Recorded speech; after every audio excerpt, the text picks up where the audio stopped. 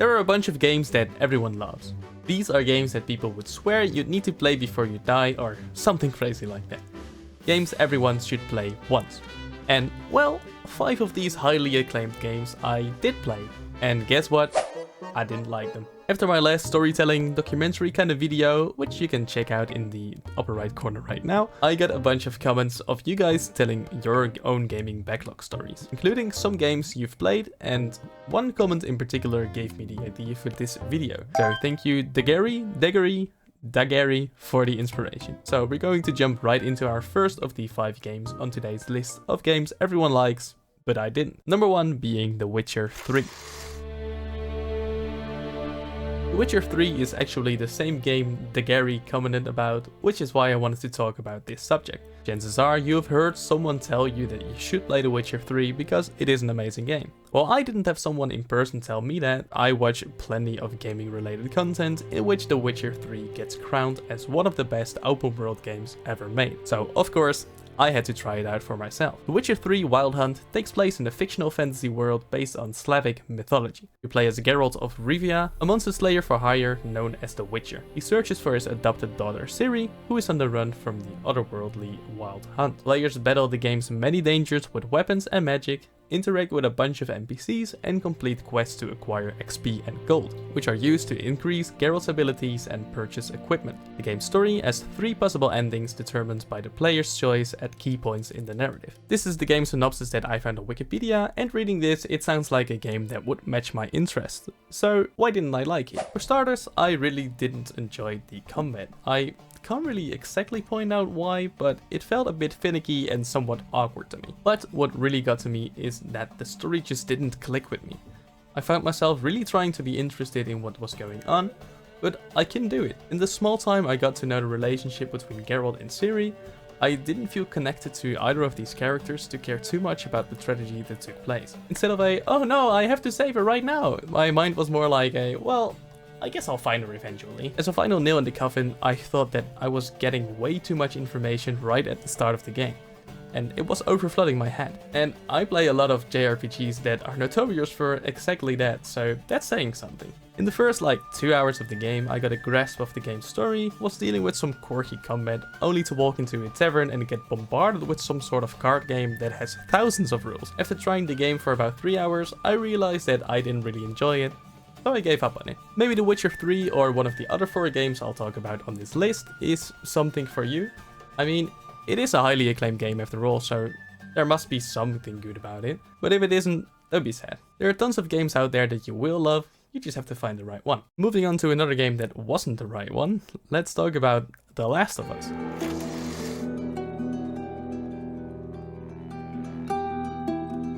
So The Last of Us is probably the best game out of the 5 games I'll talk about today. It is also the only game on this list that I actually finished, and that is because of the story. You play as Joel, a smuggler tasked with escorting Ellie, a teenage girl, across a post-apocalyptic United States. During this journey you learn a lot about the 2 main characters, the world they live in, and their struggles within this world. In the game you use firearms and improvised weapons to defend yourself from hostile humans and cannibalistic creatures infected by a mutated fungus. The story of this game was genuinely good and the only thing that kept me going during my playthrough, but the gameplay itself.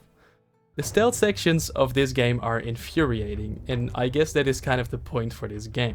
The world they live in is supposed to be challenging, but oh my life, I was dreading playing this game. If it wasn't for the story, I would have dropped this game on maybe 10 different occasions. There are quite a lot of stealth sections that you can also complete by just going face first and shooting the whole place up, but that makes those sections unnecessarily difficult. There will be enemies swarming you from all directions just to make your existence miserable, and god, I am getting frustrated by even thinking about it. This is going to be a hot take, but I would actually say that the best way to enjoy this story is by watching the TV series with Pedro Pascal. Oh yeah. Even though some parts of the series are pretty different from the game, if you don't know the game's story yet, those differences won't annoy you at all because you won't know that they're there. Now we move on to a game that might be a bit lesser known, but it has a die-hard fanbase of people that call this game the best platformer to exist, and that game is A Hat in Time.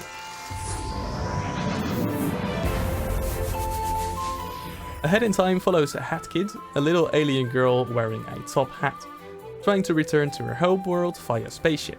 While on her journey, she passes over a planet and a member of the planet's mafia comes to collect a toll for the mafia town government. When Headkit refuses to pay, the mafia man bursts the spaceship's door open, causing Headkit and all of her timepieces to fall to the planet below. You must find the timepieces in order to get back to your home, and the gameplay consists of running through a semi-open world environment by platforming, touching obstacles and obtaining collectibles. This game aims to be a funny 3D platformer inspired by classics such as Super Mario 64, Banjo-Kazooie, Spyro the Dragon and Psychonauts. Ahead in Time would be a game that I would really enjoy, but somehow I just didn't. I love platforming games like Super Mario Odyssey, which is a game I would kinda compare with it myself, but this one just didn't stick. I kinda felt like I was too old for this game.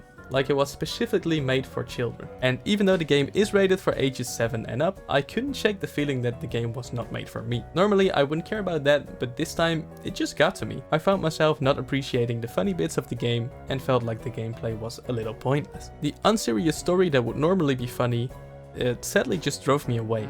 And I was craving a story that I could really get into. So I dropped Ahead in Time and moved on to the next thing, which at the time was Persona 5 Strikers. And that was a good call because I just love Persona games. But this video isn't about that, it's about games I didn't enjoy that everyone else seems to love. Another good example of these kind of games is Ghost of Tsushima.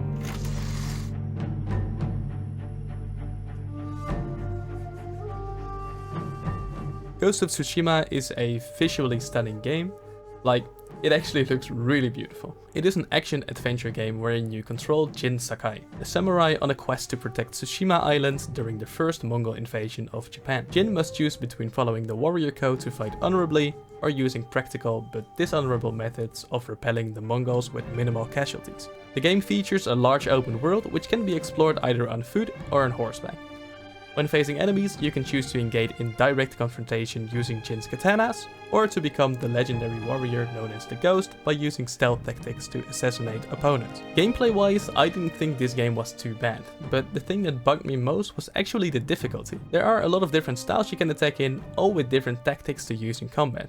And to be completely honest, it was just a bit too difficult for me. I was getting killed over and over again, and yes, I know, I just needed to get good, but the game didn't pull me in enough for me to want to get good. I think I played around 5 hours of this game before finally setting it aside, feeling relieved to be able to move on to the next thing I wanted to play at that time. I am a person that has never played a Souls-like game in my life, and I think I can say that I'm pretty average in terms of being good at games. I'm the kind of person that plays games on normal mode, and more often than not, I find it pretty comfortable to finish games on normal mode. It doesn't really give me a challenge that often, but I do not need that all too much in my games. I think that's why I didn't want to continue playing Ghost of Tsushima. With what I had seen of that game in the couple of hours I played it, it didn't feel too compelling to spend time on mastering the combat mechanics, which is fine.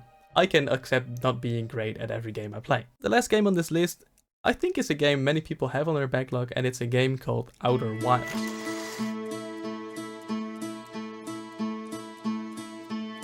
Outer Wilds is an interesting game, and I really don't want to spoil anything about it, so I can't tell you too much about it. It is somewhat of an open world puzzle game, in where you need to figure out stuff by exploring through a solar system. And that is honestly all I can tell you about the game without spoiling the story. This is a game I've only played for about an hour, and normally I really like puzzle games, but with this one I just simply got bored. Not finishing this game genuinely really sucked, because it was a game that was on my backlog for quite a while. And after hearing only good stuff about it for a long time, I decided to finally give it my own shot. But it just felt flat for me. I think I just need some kind of clear story to get me started with a game, but this game kinda sets you off to do your own thing from the get-go. For me that meant that I was more or less figuring out what to do, and I didn't know what I was looking for.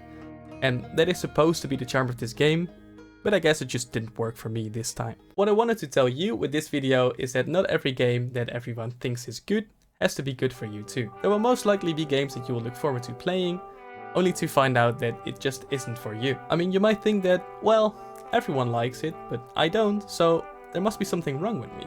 And no, I assure you, there is not. The game you tried just isn't your thing. I mean, every person has different hobbies, different views and things, so just because you don't like something most people do like, doesn't mean you're weird. You might get some strange looks from the people that do love the game, and I might probably also get some odd comments about people that like the games that I just named on this list, but it doesn't really matter. I like what I like, and you like what you like, and I want to end this video by saying, just try something. If you don't like it, that's okay. Try something new. Please like this video and subscribe to my channel for more content. I plan on making more of these documentary storytelling kind of videos, as well as doing some gaming content. I mean, I do still love Minecraft and I cannot let it go entirely. Thank you so much for watching. I'll see you later. Bye bye.